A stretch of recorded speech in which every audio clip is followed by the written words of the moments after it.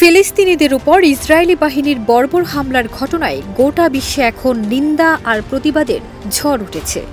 ঠিক এই সময় ড্যাফোডিল ইন্টারন্যাশনাল ইউনিভার্সিটির প্রভাষক Tahmina Rahman global strike for Gaza কর্মসূচিতে ছাত্রছাত্রীরা ক্লাস বর্জন করে অংশ নিলে দুদিন অনুপস্থিতি দেখানোর হুমকি দেন।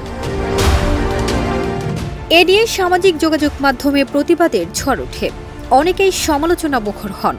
এমন পরিস্থিতিতে আবার দুঃখ প্রকাশ করে ক্ষমাও চেয়েছেন তাহমিনা রহমান। ৭ এপ্রিল মধ্যরাতে নিজের ফেসবুক আইডি থেকে দেয়া এক পোস্টে তিনি দুঃখ প্রকাশ করে ক্ষমা চান। গুলশান গ্রুপের হোটেলে বিনিয়োগ করে সুদমুক্ত হালাল আয়ের সাথে বিলাসী জীবনের বিরাট সুযোগ। বিনিয়োগ একবার, রিটার্ন বারবার।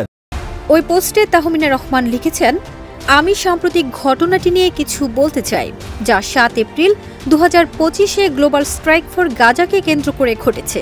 প্রথমেই বলতে চাই, আমার কথার ভুল বোঝাবুঝির কারণে যে গভীর কষ্ট ও বিভ্রান্তি সৃষ্টি হয়েছে তার জন্য আমি গভীরভাবে দুঃখিত।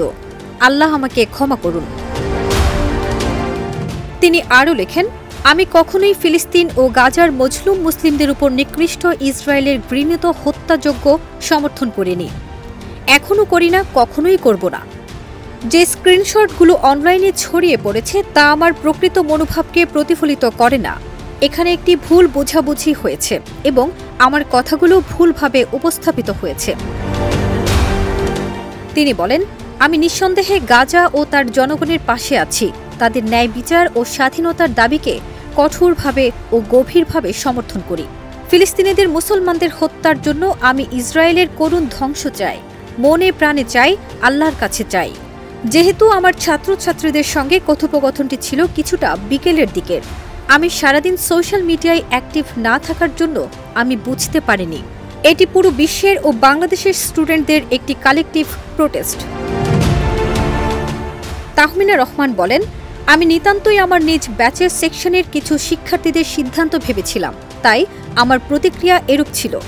তবে সেটা হলেও আমার এইরূপ প্রতিক্রিয়া দেখানো ঠিক হয়নি। এই কারণে আমি আন্তরিকভাবে ক্ষমা প্রার্থী।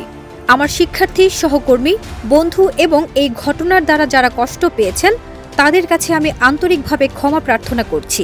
আপনারা সবাই আমাকে ক্ষমা করে দেবেন। ফারজানা নিকিতা, দেশ রূপান্তর।